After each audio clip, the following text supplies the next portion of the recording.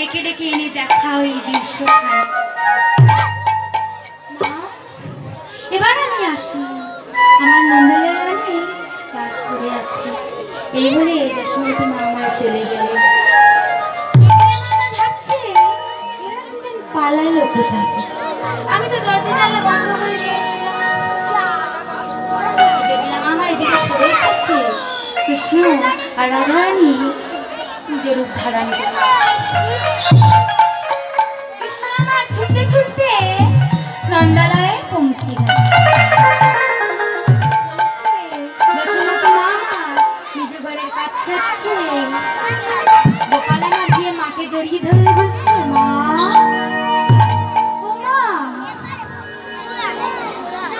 তুমি সকাল থেকে তো তোমাকে দেখতে পাচ্ছি না, তুমি কোথায় গিয়েছিলে? জানিস বাবা, আমি আজ গিয়েছিলাম তোর ওই আয়ন মামার বাড়ি। কেন মা, আয়ন মামার বাড়ি আবার কি হলো? আয়ন মামার বাড়ি রাধারানীর ঘরে একটা দৃশ্য। কি দৃশ্য মা? একটা বিড়াল আর একটা ইঁদুর একই বিছানায় একসঙ্গে নিদ্রা যাচ্ছে। কি বলো মা, ওদের দুজনের এত মিল? কই মা, তুমি ওই দৃশ্যখানা তো আমাকে দেখিতে নিয়ে গেলে না তো? বাবা, আর কখনো যদি ঘটে তোকে নিয়ে গিয়ে দেখা। এবার মাকে মনে মনে ভাবছে, আর কখনো ঘটবে না মা, আর কখনো ঘটবে না। আমি ঘটিয়েছি কিনা বলে ঘটেছে। গোবিন্দ আমার এবার মনের কথা মায়ের কাছে প্রকাশ করছে। মা, ও মা, আমার খুব একটু গায়ে লেগেছে, আমাকে কিছু খেতে দাও। মা বলছে, তুই নাকি কাল বৃন্দাবনে ভালো নৃত্য দেখিয়েছিস, সুদাম সুদাম গান বসুদাম বলছিল। ওই নৃত্যখানা একবার আমার দেখাবি বাবা? যদি নৃত্য শেষ হয়ে যায় তোকে আমি উদার ধরে খেতে দেব। মা, তুমি আমার নৃত্য দেখবে? তাই দেখো।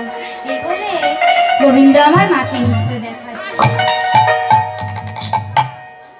তাথই তাথই তাথই নাচে নন্দদুলা, রাঙা চরণে মাগে মন্দির তাল।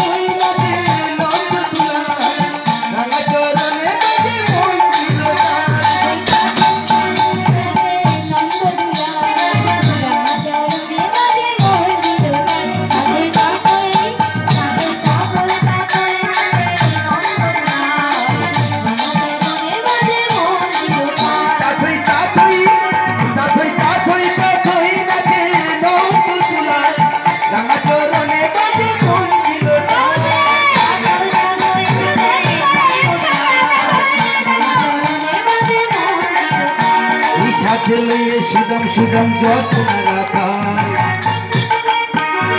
হাতে রইলে সুদম সুদম যত্ন রাখা।